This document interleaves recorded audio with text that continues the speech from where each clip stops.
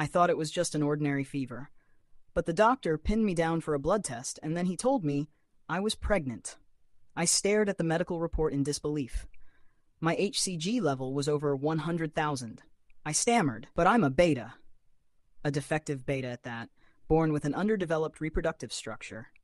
The doctor slapped the report onto the desk impatiently. You've had a high fever for a week straight. Did you ever consider you might be going through a second differentiation? Second differentiation?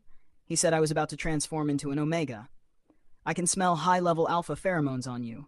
You have an alpha boyfriend, right? Boyfriend was a stretch. But I did have a consistent partner. What happened to him? If a beta is repeatedly marked by a high-level alpha, there's a chance of second differentiation into omega.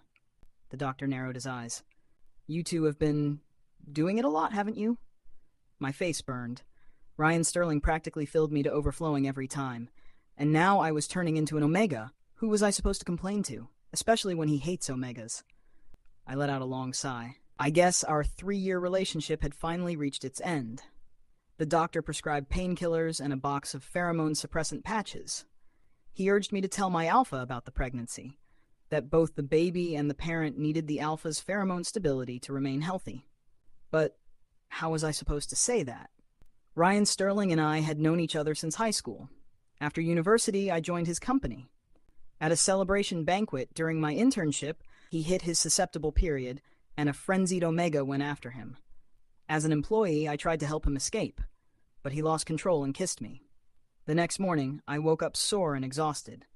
He was ice-cold and distant, yet promoted me instantly from intern to his personal secretary. By day, I blocked desperate omegas that chased him. By night, I helped him get through his susceptible periods. Aside from my monthly salary, he gave me an extra 100,000 yuan every month as a bonus. And I needed that money. A gambling father, a sick mother, a little sister still in school, and a broken me. My hand slowly rested on my abdomen. I knew the safest choice was to get rid of the baby, hide the fact that I was becoming an omega, and continue this arrangement with Ryan Sterling. But the doctor's words echoed in my head. This might be the only child you'll ever have. The moment I stepped out of the hospital, my phone rang. Ryan Sterling. Ian Carter, where did you go? Why didn't you come to work? I requested. I didn't even finish before he cut me off. Voice sharp and commanding. I don't care where you are. Come to my office. Now. Immediately. I shoved the medicine into my bag and rushed to the company. As soon as I pushed open the office door, Ryan yanked me inside and kissed me without warning. With the door still half open, I quickly reached behind me and locked it. My breath caught in my throat. The entire room was saturated with his alpha pheromones, so thick they hung in the air like fog. It was the first time I'd ever smelled pheromones at that concentration. My knees weakened instantly. The dull ache at the back of my neck suddenly flared hot and swollen. Mixed with Ryan's cold pine scent, there was something else. A faint lily-of-the-valley sweetness. It was coming from me. The doctor's words echoed. You're about to differentiate into an omega. Panic shot through me. I clamped a hand over the back of my neck, terrified Ryan might catch the scent and throw me out on the spot. He despised omegas, viscerally. Ryan pinned me against the desk, lowered his head, and inhaled near my neck. His breath was scorching against my skin. The vein under my nape throbbed painfully, the gland reacting on instinct. I jerked back a little in fright. Ian, you smell really good today. Do I? He gripped my wrist, and before I could process anything, he bit down on my nape, right where the gland was forming. A sharp crack of heat ran through every nerve in my body. His pheromones surged into me with overwhelming force. My mind went white. My body reacted against my will.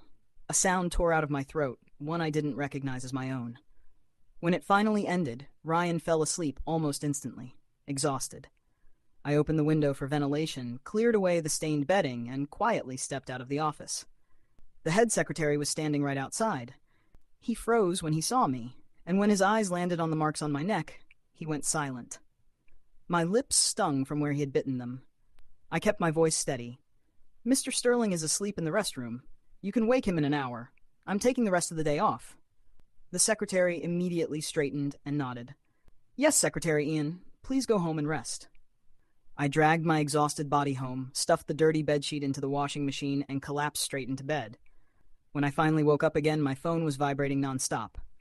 The sky outside was already pitch dark. I squinted at the screen. Ryan Sterling was calling. The time read past 10 p.m. Of course, I was just a miserable salary slave. I accepted my fate and picked up. Mr. Sterling. Ian Carter. Do you have any idea how many times I've called you? Where the hell did you go? I had a fever.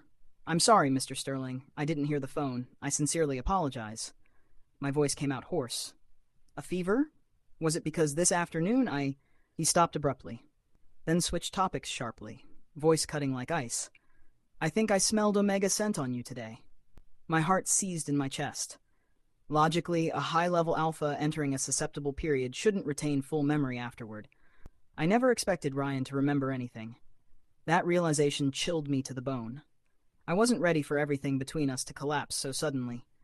But instead of what I feared, I heard, Ian, you belong to me right now. You're not allowed to mess around. I don't share. If I find out you've touched another Omega or Alpha, I'll kill them. A wave of relief hit me so hard my knees softened. There was no such thing, I answered immediately. That scent must have come from the hospital. I didn't realize it. I'm sorry, Mr. Sterling. I'll make sure to be careful next time. Silence. Only his breath through the receiver. Mr. Sterling? Can you work tomorrow? How's your body? I slept it off. I'm fine. I'll definitely be on time tomorrow. The moment I finished speaking, he hung up. I let the phone drop onto the bed. Even in those few minutes, cold sweat had soaked my back. High-level alphas aren't people families like mine can afford to offend. The sooner I get out, the safer I'll be. My sister had already been accepted into university. She was tutoring now to pay her own tuition. My mother's illness had stabilized. If everything went well, she'd be discharged after one more week of observation. As for my father, his gambling debts were nowhere near paid. But my mother finally filed for divorce. She's an Omega, and he had abused her for years. My sister exposed everything to the media, and public attention forced the court to step in. The legal process was moving fast. It wouldn't be long before she was free. And the debts my father racked up, none of that money was ever spent on us. So the law ruled that he alone would be responsible for repayment. Which meant I no longer needed Ryan Sterling's extra $100,000 a month just to survive.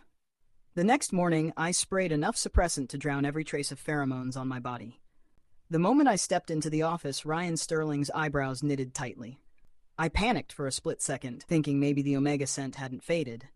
I lifted my wrist to check. Nothing. Only the faint bitterness of the suppressant. Didn't they say betas pick up pheromone scents very easily? Ryan muttered. We were intense yesterday, broke the bed and everything, so why don't you smell like me at all today? Ian Carter, did you wash off my scent on purpose? No, I didn't. Then explain this. Why don't you have any of my scent? Looking at his stormy expression, I couldn't help silently thinking, so high-level alphas in susceptible periods really are unreasonable. Since when was smelling like someone a good thing?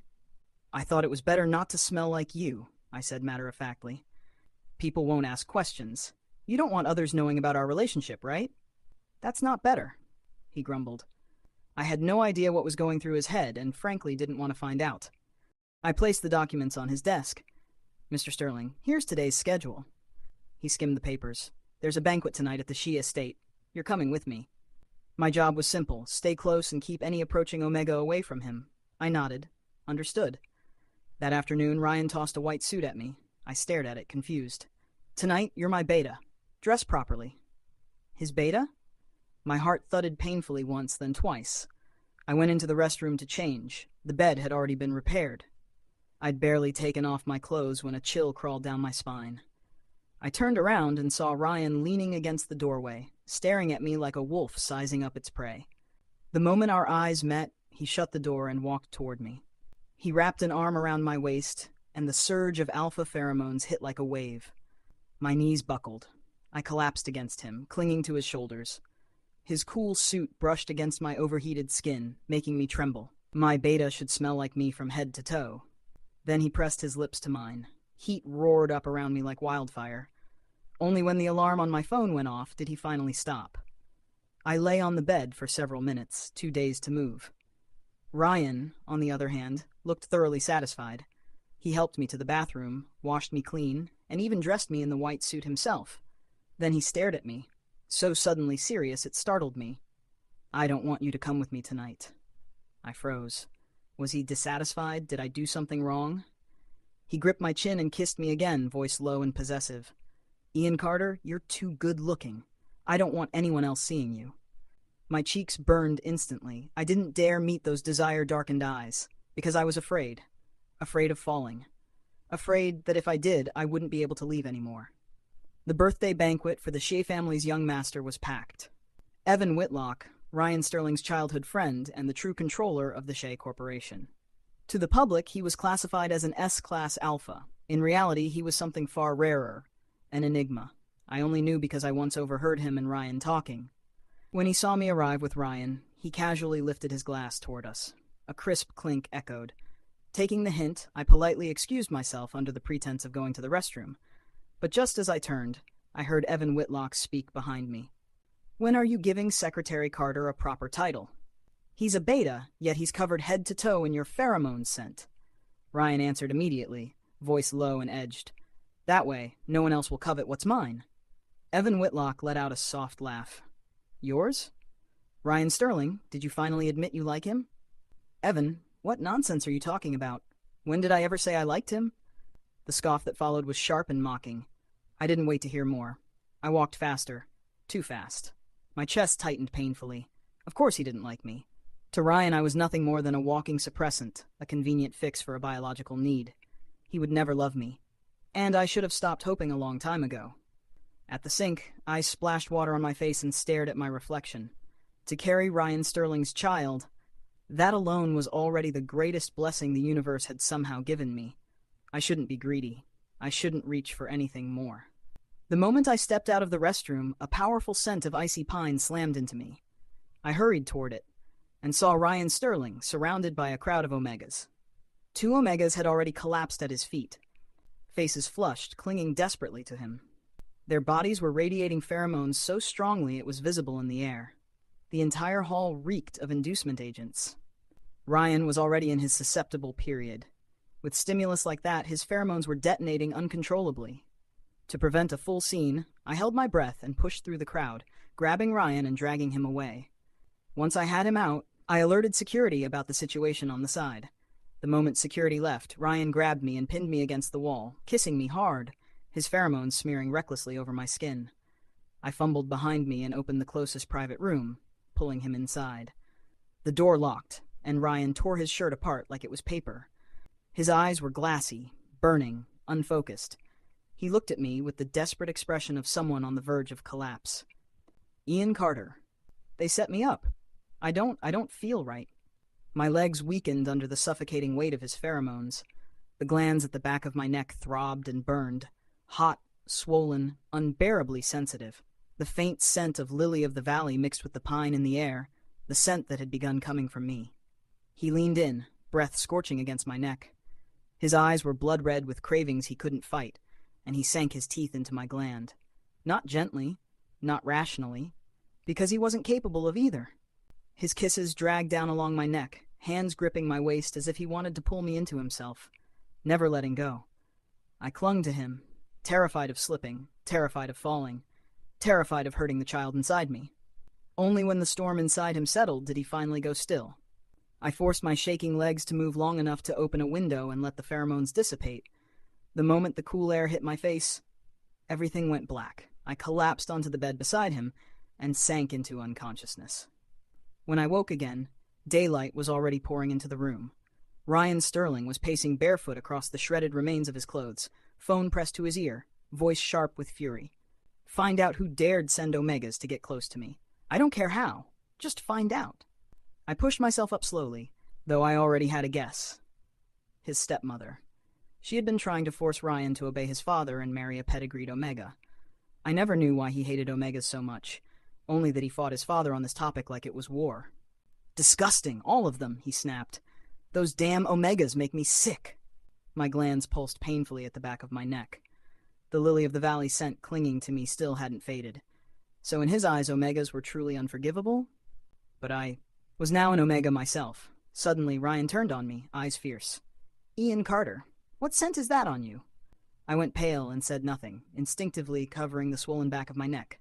That must be from those crazed Omegas yesterday, he snarled. Reeking all over you. Go wash it off. I stepped off the bed. Marks covered every inch of skin.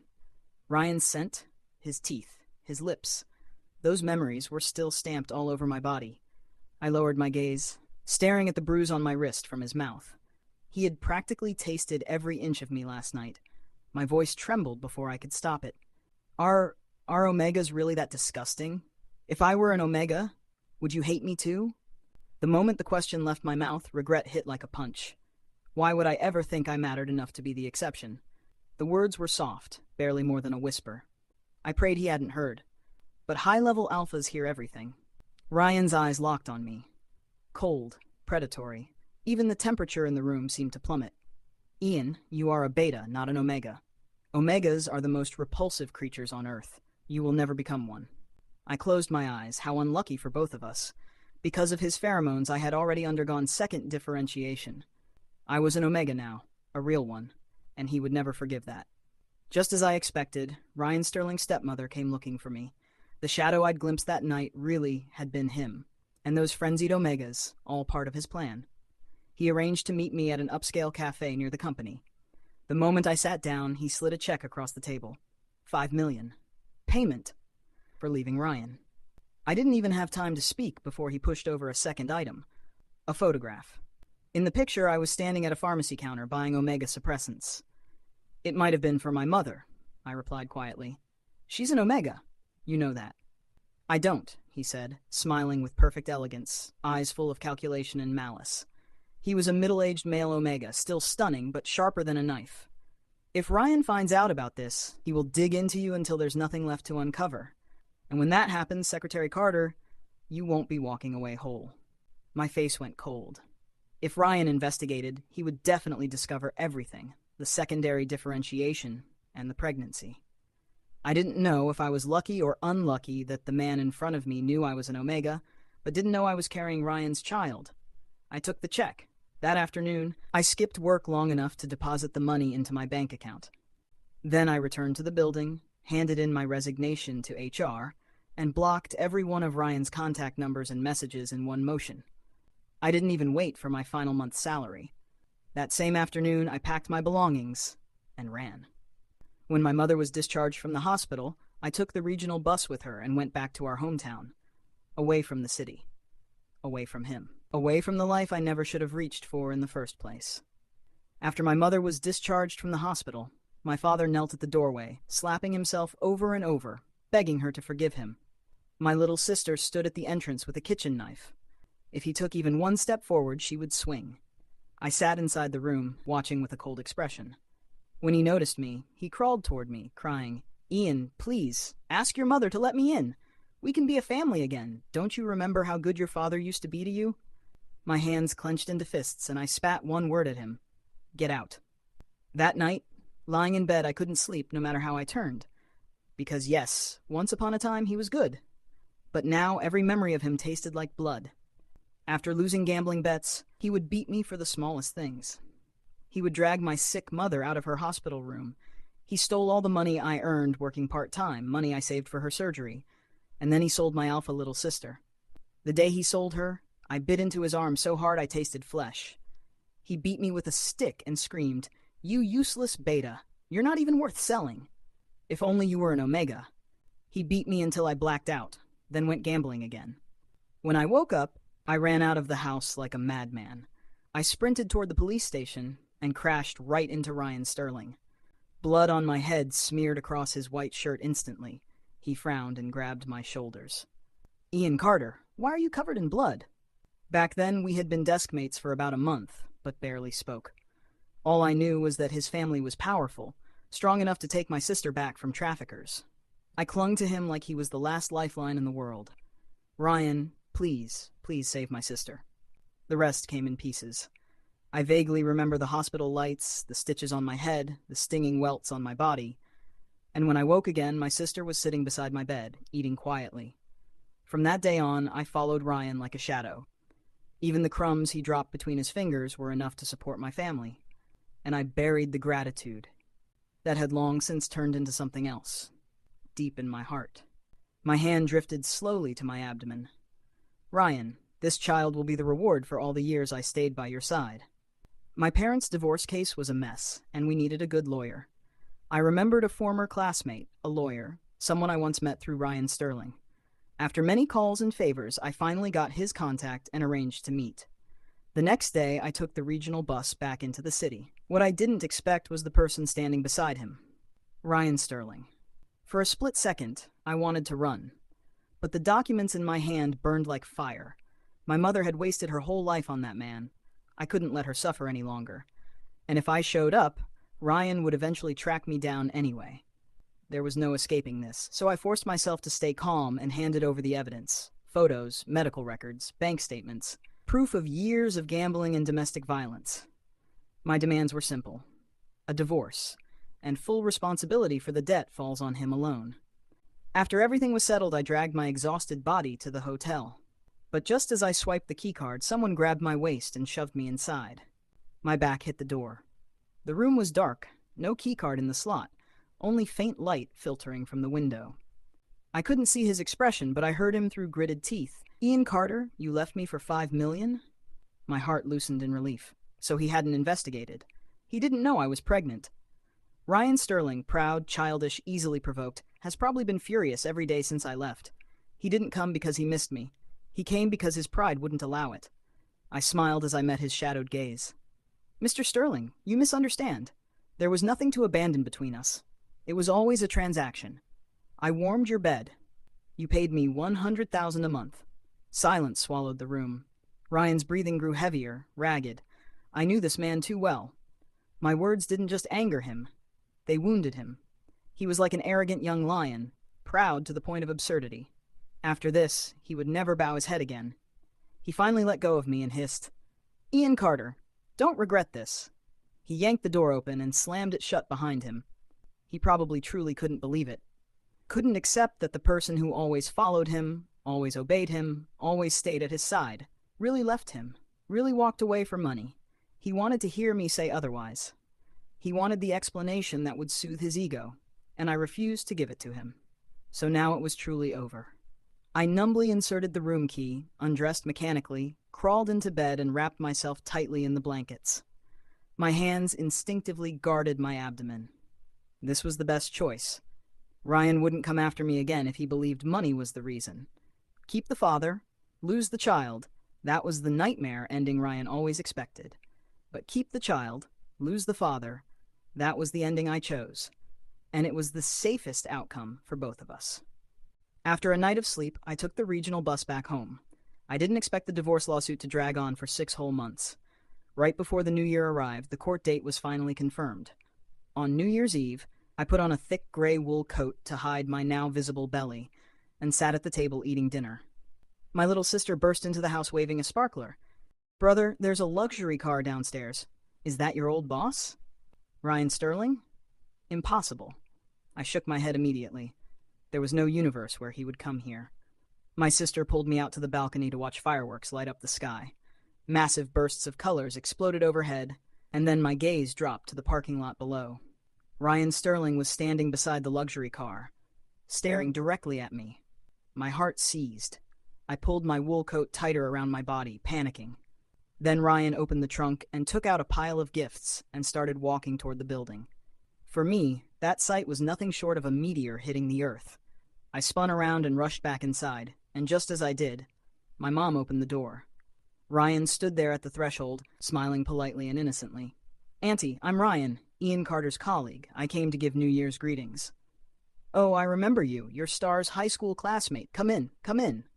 While my mom turned away and Ryan sat down, I leaned close, voice lowered to a threat. "What are you doing here?" I tugged at my clothes again, terrified he might notice something different. Then I hissed, "Leave. Now." He ignored me completely. Instead, he picked up the chopsticks and began eating like nothing was wrong. My mom was delighted and filled his glass to the brim with wine.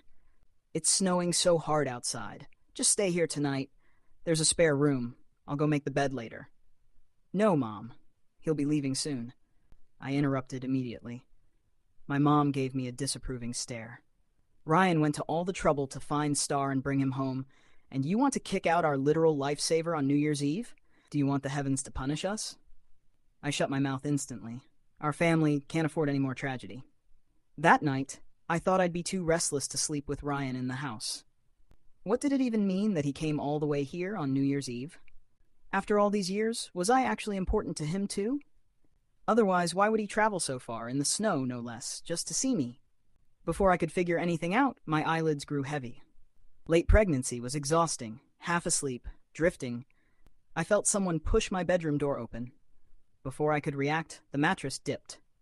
Ryan climbed up beside me and wrapped an arm around my waist. The next second, he suddenly jerked upright and switched on the bedside lamp. The burst of light stung my eyes. Ryan lifted the blanket with a frozen expression, and the moment he saw my belly, his pupils shook violently. "Ian Carter, you're pregnant!" And then he smelled it, the foreign alpha pheromone on my skin. It wasn't a real person's pheromone. It was the synthetic calming agent the hospital prescribed for unbonded pregnant omegas. But Ryan didn't know that. His face went from pale to thunderstorm black, his eyes turning red and furious. "Whose child is it? Is it that alpha you smell like?" "Yes," I answered quietly. Ryan's eyes reddened even further, the kind of red that looked 1 second away from breaking. He slammed his fist into the mattress, hands shaking from rage and disbelief. Then he practically stumbled out of my room in humiliation. His cold pine pheromone lingered in the air long after he was gone. I lay there powerless, staring at nothing. A moment later, the front door slammed so hard the whole house trembled. Mom shuffled in, rubbing her sleepy eyes. "What happened? Did little Ryan leave?" I pulled the blanket over my head, muffling my voice. "He had something to deal with at home, so he left first." Mom nodded. "Makes sense. It's New Year's. It's not proper for him to stay in someone else's home anyway. It's just so late and the snow is heavy. I hope the road wasn't too dangerous." "He's a high-level alpha, Mom. He'll be fine. Don't worry. Go back to sleep. I'm exhausted." Mom sighed softly and closed the door. I pushed the blanket down just enough to breathe and stared blankly at the ceiling. Ryan's scent still clung to the fabric. I pulled the blanket into my arms. My high school years were poor and bleak, and Ryan Sterling was the only light I had. To pay for Mom's medical bills and my sister's tuition, I worked several part-time jobs a day on top of school.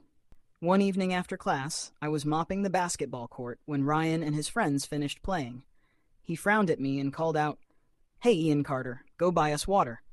I set the mop aside and carried back a whole crate. Ryan transferred 10,000 yuan to me. After that, my time belonged to him. He was the young master of the Sterling family. He only drank iced water, fresh food cooked on the spot, everything done immediately. So I cooked in the apartment he rented. Errands plus meals paid me 1,000 yuan a day. Life was hard, and in the nights I was too tired to sleep, I chewed on my secret feelings for Ryan over and over again. From his occasional kindness, I tasted something dangerously sweet. But I knew. It was all one-sided. I shut my eyes, pushed every useless thought away and drifted off, only to feel my body grow feverishly warm. I slept like I had fallen out of the world. When my sister shook me awake the next morning, I still felt dazed. She said, "Brother, that luxury car is still downstairs. Your boss never left." I frowned. "Ryan, impossible." But she dragged me to the window anyway, and there it was, the same luxury car buried under snow. I forced myself out of bed, but my neck ached sharply and my head felt heavy. "Brother, why is your face so red?" "I probably slept too long," I muttered, slapping my cheeks lightly. "I'll go check." I bundled myself in a thick coat and went outside. Snow covered the roof of Ryan's car. I knocked on the window. Ryan got out, frowning hard, and immediately took off his coat and wrapped it around my shoulders. "What are you doing outside? And dressed so thinly?" A warmth spread through my chest. "Why didn't you leave?" Ryan hesitated, jaw tight, then snapped angrily. "I'm not leaving until I find out which alpha knocked you up and then abandoned you. Leaving you alone on New Year's Eve." Something melted inside me, a warmth that spread through my whole body, and then my neck began to burn again. My glands throbbed hot. Ryan cared about me. "You." My vision suddenly spun. "Star!" The last thing I saw before everything went dark was Ryan's panicked face. When I woke up, the first thing I heard was the attending physician scolding someone. "You're his alpha? Do you have any idea how much a pregnant omega needs pheromone soothing? You've been gone this whole time. Is work more important than your child and your spouse?" My eyes flew open. I hurried to say, "He's not." But the doctor thought I was angry and doubled down on Ryan instead. Go apologize to your spouse properly. He's suffered enough during this pregnancy. Once the doctor left, Ryan's eyes were burning red. Ian Carter? Is that how he treated you? Who is he? Is it because of him that you left me? This has nothing to do with you, Ryan. Just leave. My voice was flat, cold. Ryan shut his mouth instantly, every muscle in his body tight like he was one spark away from detonating. His cold pine pheromones started leaking, sharply, uncontrollably, and because I was deep into pregnancy and deprived of alpha pheromone soothing, the surge hit me like a punch. My whole body ached from resisting it. I craved Ryan's pheromones. Desperately. But I knew better. Once you get used to something, losing it is hell. We're no longer connected, Ryan, I whispered. Please. Get out. Ryan finally walked out. I exhaled, shaky, exhausted, unaware that right outside the door, my mother stopped him. Ryan, I know you're a good kid, but even if you and Star quarreled, you can't just ignore him. You have no idea how hard this pregnancy has been on him. Ryan froze, pupils trembling. Then he turned and slammed the door open again. He walked straight to my bedside and sat down. Ian Carter, he said quietly, if your alpha doesn't want you anymore, I can be your child's father. My heart lurched. You like me? My voice wasn't steady. Ryan didn't answer. Not verbally, at least, but the silence said enough. My heart skipped several beats. Then I forced myself to tear the moment apart. Ryan, I said with a bitter smile, I'm not a beta. I'm an omega now. The kind you hate the most. Ryan threw up. And in that moment, I knew he would never come back again. After the new year, the divorce trial finally took place. Mom stood firm and left that scumbag once and for all. Everything was moving in a better direction. One late night, with my due date approaching, I sat on the bed, reviewing the items in my hospital delivery bag. Then the balcony window rattled. Someone climbed in through the darkness with practiced ease. I grabbed the glass on my nightstand, ready to smash it across someone's head, but when I saw his face, my body instantly loosened. Ryan's eyes were red as he walked toward me. I frowned. What are you doing here? You're carrying my child, Ian Carter, he said, voice low and uneven. Don't I even have the right to know? My heart dropped. I reacted instinctively. Tried to get up and run, but Ryan grabbed the back of my neck before I could move. Where do you think you're going with that belly? His palm brushed against the swollen gland at the base of my neck. My knees buckled immediately. The air filled with high-level alpha pheromones. Soothing pheromones. Ryan whispered, Ian, don't be scared. I'm not here to fight with you. I'm here to be the father of our child. I opened my mouth to speak. But the balcony suddenly lit up with a harsh flashlight. A huge rock smashed against the window with a deafening crack. Ian Carter, get the hell down here! Ryan immediately pulled me behind him. If you don't get down here right now, I'll stab your mother to death! I shoved Ryan away and stumbled to the balcony rail. There he was, my biological father, dragging my mother by the arm, surrounded by the debt collectors I remembered all too well. Scott Carter, don't you dare! I yelled. I turned to run downstairs, but Ryan grabbed my wrist. I'll go. You stay here. No, I have to. Star. His voice was firm, steady. Don't be afraid. I'm a high-level alpha. They're no match for me. And with that, Ryan jumped straight off the balcony. I rushed to the railing. The streetlights below were dim, and I couldn't see a thing. Mom broke free from Dad's grip, and the debt collectors scattered like rats. Cold pine suppression pheromones rolled off Ryan's body. Dad writhed on the ground, screaming. Only then did I breathe. But then, something warm and wet began running down my legs. My water broke. My little sister rushed out when she heard the commotion. Seeing the puddle spreading beneath my feet, her eyes widened. Brother, your water broke. We need to get to the hospital now. She grabbed the maternity bag and helped me downstairs as fast as possible. Mom was filthy from the struggle, but the moment she saw my soaked pants, she collected herself instantly. Star, don't worry. Your water breaking is okay. We'll get you to the hospital right away. As soon as I stepped outside, Ryan turned, eyes widening. He scooped me up and settled me into the back seat of the car, releasing soothing alpha pheromones nonstop the entire ride. I was rushed straight into the delivery room. It was a premature labor, and I'd just been through a shock, so Ryan was kept inside with me to release alpha pheromone soothing. The delivery was brutal. Pain drenched my forehead in cold sweat. If it weren't for Ryan's stabilizing pheromones, I would have passed out from exhaustion long before the end. Only when I finally heard the sharp, newborn cry did my tears fall with it. Ryan carried the baby and pushed my bed out of the delivery room. The moment he handed the baby and me over to my mother, with a heavy thud, he collapsed. His dark coat hit the floor first, and instantly red streaks soaked across the white tiles. I stared at him, stunned. Someone's collapsed! Nurses rushed toward him from every direction. The patient has a stab wound in the back. Emergency team, prepare for surgery. The baby in my arms wailed uncontrollably. But I could only look at Ryan lying on the floor. Was he insane? He was stabbed, bleeding, and still forced out that much pheromone soothing just to keep me conscious through labor. Did he not care whether he lived? I waited outside the operating room, gripping the blanket around my newborn. The baby came a few days early, but was perfectly healthy. My sister took him for tests. My mom stood behind me, hands on my wheelchair, sighing quietly. Star, I don't know everything that's happened between you two. But from what I've seen, Ryan seems like a good man. So maybe, just maybe, give him a chance, all right? I stared at the words in surgery glowing above the doors. I nodded. If he survives this, I'll give him a chance. And maybe I'll give myself a chance too. Ryan survived. And afterward, he finally told me why he hated Omegas so much. He was born to a defective alpha. His father seduced and manipulated that alpha, then became obsessively possessive. One day, because his alpha mother exchanged just a single sentence with another Omega, his father gouged out her scent gland. But in the end, the one who cheated, the one who crossed the line, was Ryan's own father, with another Omega.